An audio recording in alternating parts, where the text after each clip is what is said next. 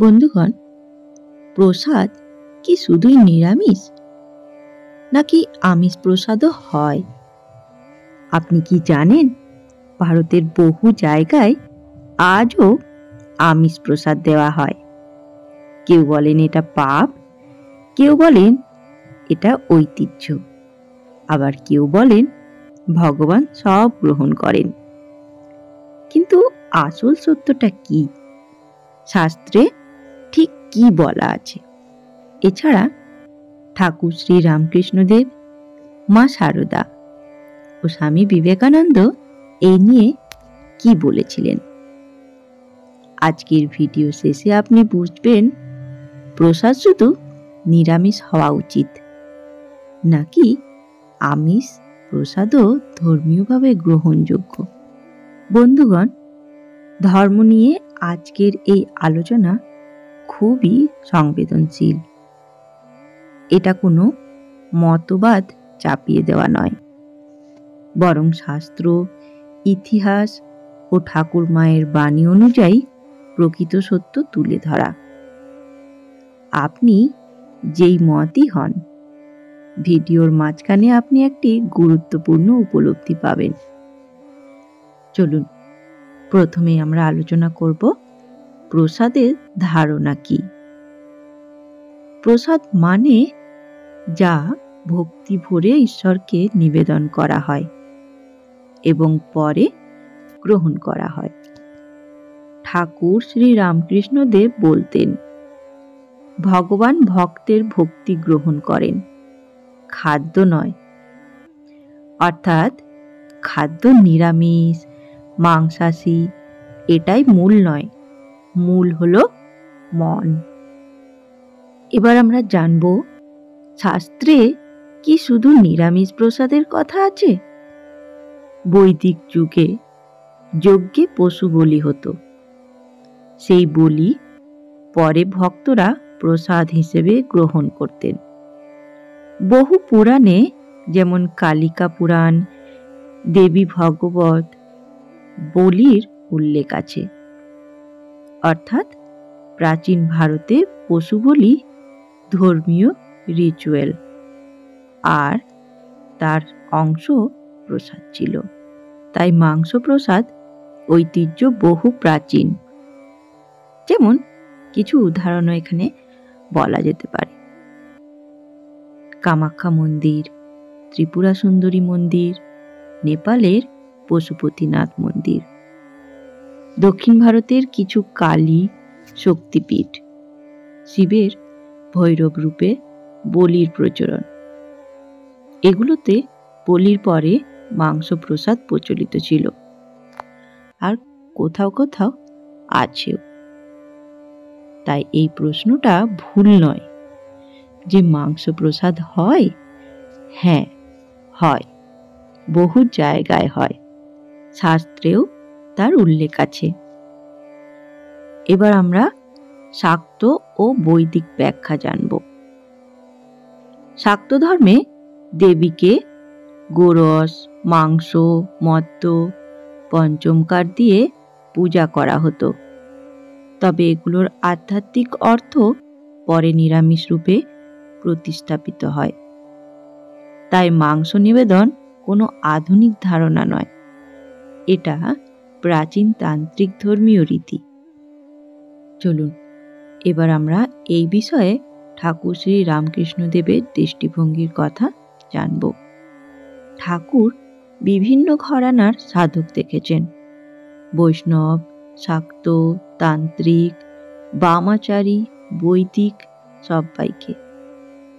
তিনি বলতেন, যে পথে গেলে ভগবানকে পাওয়া যায় সেই পথই ভালো। ঠাকুর বলেছেন, যা খায় ভক্ত, ভগবান সেটার প্রতি আসক্ত নন, ভক্তির রসটাই প্রধান। ঠাকুর নিজে নিরামিষভোজী ছিলেন, কিন্তু মাংস খাদ্যকে পাপ বলেননি, বরং বলেছিলেন ভক্তের মন পবিত্র হলে সবই গ্রহণযোগ্য। এখানে মূলত দুটি শিক্ষা। প্রথম, মন পবিত্র হওয়া যায়। দ্বিতীয়, খাদ্য ঈশ্বরকে দূষিত করতে পারে না। চলুন এবার আসি শ্রী শ্রী মা সারদা দেবীর উপদেশ। মা খুবই যুক্তিগ্রাহ্যভাবে বলতেন, মানুষের জাত তার খাওয়া দাওয়া দিয়ে বিচার করো না, মনটাকে দেখো। তিনি আরো বলতেন, ভগবান কি খাবারে থাকেন? ভগবান থাকেন ভক্তির মধ্যে। মা সারদার সময়ও অনেকে বিভিন্ন প্রশ্ন করতেন। কেউ মাংস খান, কেউ খান না। মা সবসময় বলতেন, তোমার মন ভালো রেখো, কাউকে হেয় করো না। অর্থাৎ খাদ্যের পবিত্রতা নয়, হৃদয়ের পবিত্রতা, এটাই দেবীর উপদেশ। এবার আমরা জানব স্বামী বিবেকানন্দের উপদেশ। স্বামীজি বলেছিলেন, যে জাতি মাংস খায় না সে শক্তিতে দুর্বল হয়ে পড়ে। স্বামীজি বহুবার বলেছেন, খাদ্য পাপ নয়, পাপ হলো সংকীর্ণতা। তার মতে ভক্তির মনোভাব থাকলে সবই প্রসাদ হতে পারে। তাই স্বামীজির দৃষ্টিতে নিরামিষ প্রসাদ, আমিষ প্রসাদ, শর্ত একটাই, ভক্তি ভরে নিবেদন করতে হবে। তাহলে প্রশ্ন হলো, প্রসাদ কি শুধুই নিরামিষ? উত্তর, না, প্রসাদ কখনোই খাদ্যের প্রকারের ওপর নির্ভরশীল নয়। যেগুলো সত্য, বৈদিক যুগে মাংস প্রসাদ ছিল, শাক্ত মন্দিরে এখনো মাংস প্রসাদ প্রচলিত। ঠাকুর মা খাদ্য নিয়ে সংকীর্ণতা শেখাননি। প্রসাদের মূল হলো মন। ভক্তি প্লাস নিবেদন সমান প্রসাদ। তাহলে এখন আমাদের মনে প্রশ্ন জাগতেই পারে যে আধুনিক সময়ে বিভ্রান্তি কেন তাহলে? আজ মানুষ খাদ্যকে ধর্ম ভেবে নিয়েছে। কেউ বলে নিরামিষই পবিত্র, আবার কেউ বলে মাংস অশুদ্ধ। কিন্তু শ্রী শ্রী ঠাকুর রামকৃষ্ণদেব বলতেন, যেখানে ভক্তি নেই সেখানে পবিত্রতাও নেই। মানুষের ভেতরের অহংকার তৈরি হয়েছে, আমি নিরামিষ খাই তাই আমি পবিত্র।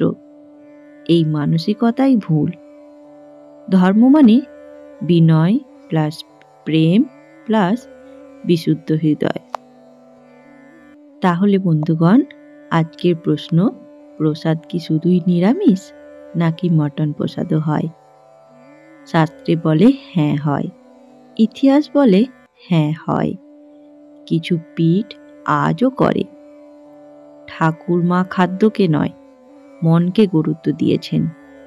স্বামীজি খাদ্যকে অপরাধ বলেননি।